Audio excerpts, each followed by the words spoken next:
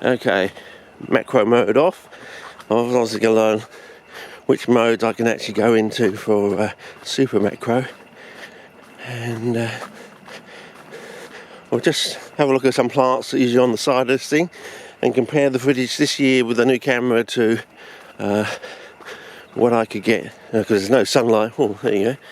That's obviously for people doing nighttime bicycling, for all the gay cyclists out here at nighttime. And there we go.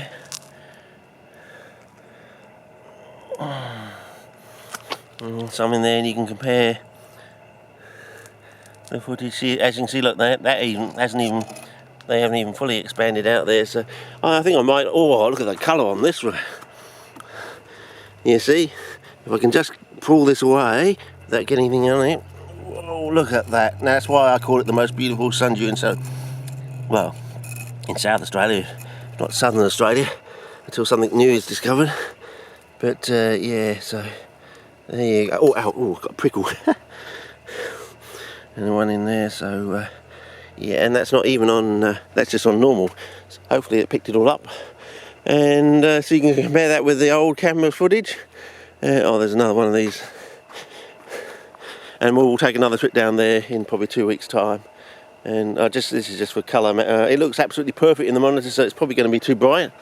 And because I didn't check whether I'm actually 2 notches down, and maybe I only need to be 1 notch down. Oh, there's another one over there. And yeah. Anyway, hopefully in another 2 weeks the sun will be out as well. So one last look. Okay, and we'll just walk out here. And how much? We've got 8 minutes left on this card, so basically walk out to the back to the car. Basically, I think that's what it's going to be, and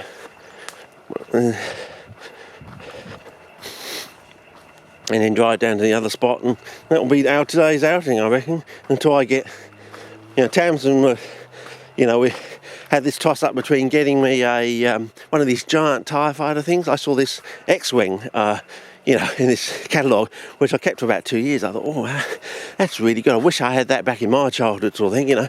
Okay, I know I'm an adult, but but the TIE fighter was always my thing, So I said, oh, can you see if you can get one of these online? It was about $80, for a giant TIE fighter, one that was always too big for a child, but just the right size of an adult, sort of thing.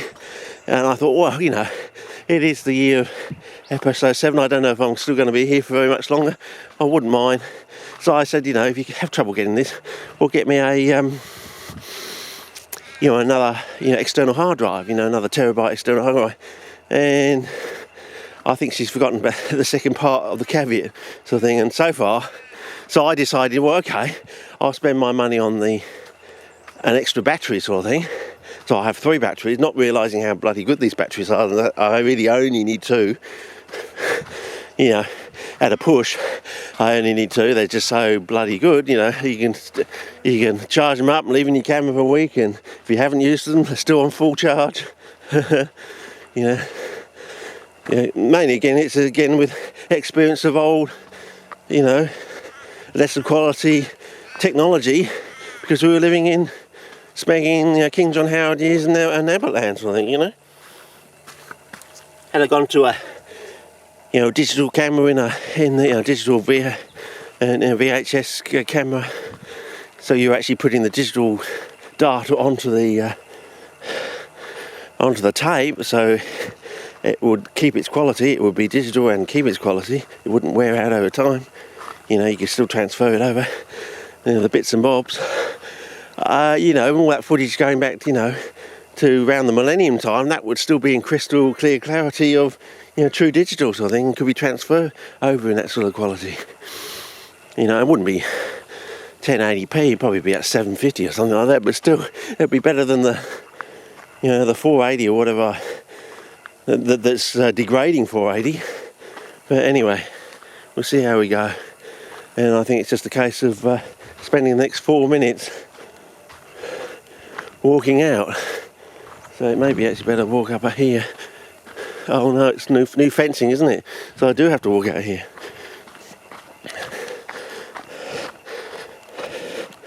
And there's one of these gums. We can come back and check that. That looks like one of these blue purple ones that will go really purple. First 2 weeks of August. I think we've worked it out, fellas. It's basically the cold nights going into the brightening days sort of thing. So it's coldest nights going into the increasing intensity of sunlight. So you may want to contemplate that in your own little environmental things. But I think the things are going to be rapidly moving on. What with that discovery yesterday of what I thought was a lichen might actually turn out to be some sort of liverwort relation, probably most likely a hornwort or something like that.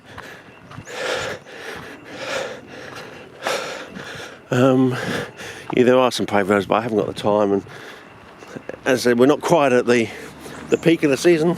There's some casuarina cones for you. So I'm still not on macro. But okay, back vistas, and there's a reservoir in the distance, which hopefully you can see some of it now. And there's the open ocean out there too, so you might want to make a mental note of that, how close we are actually to the open ocean. I mean, all along the coastline of Abbotland, we're always very close to the open ocean. And you might want to think about that. That was CP ecology. And this bloke used to have pay foliage actually growing on this little next to his post box. I don't know. Is he? Oh, no, wittigrice now. Wittigrice growing in there. But he did have some pay foliage when I first came here. 95, so that's bloody. Geez, that's almost exactly 20 years ago. Yeah, 95, 2005, 2015. So, and all that up there wasn't there, and all this was from the fence here was all dense shrubland with some of the largest foliage. I have got photographs of those. I have got some old VHS footage, but after the Vic boys came here in 2005, I think it was, the following year, or between there and the next season, it all got cut back for some sort of fire track, cut right through the choicest plants, which really, well, we've got 3 minutes here, so I think we can just, if we're quick, we can just sight the car, I think, as we go around the corner. And but wouldn't you love to have a property like that with all the natural bushland on it, with all the wits and praise and presumably planchonias and other stuff, and you never know what else, if it's a natural virgin bit of bushland, so I think the remnant bit of bushland. But anyway, we'll see how we go. I think we'll just nail the CP conundrum and that'll be it. I think that'll be all over, Red Rover, I think. But is it going to be a fantastic nailing? I did something last night and it raised the old Vulcan eyebrow. I thought, whoa, I wasn't expecting it to be that easy, that quickly, that good sort of thing. So, yeah. Because have you noticed that quite some really nice healthy specimens of CPs, they usually have some liverworts, or what we think are liverworts, in the pots. And there's one particular one, and the Venus flytrap have this sort of certain look to them, and have all these like pitted petioles and things like that.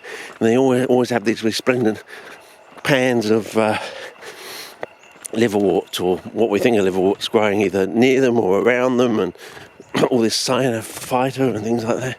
So just keep that in the back of your mind, fellas, for when the revolution actually happens. I think it's coming, and I think it's coming sooner than we think now. And I think it'll be an eye-opener for the Saraceni Northwest guys, I reckon. I've been going back and looking at some of their clips and just listening to the verbiage, very carefully listening to the verbiage that they say on there, and the little key words here and there, and I think, oh yes, you know.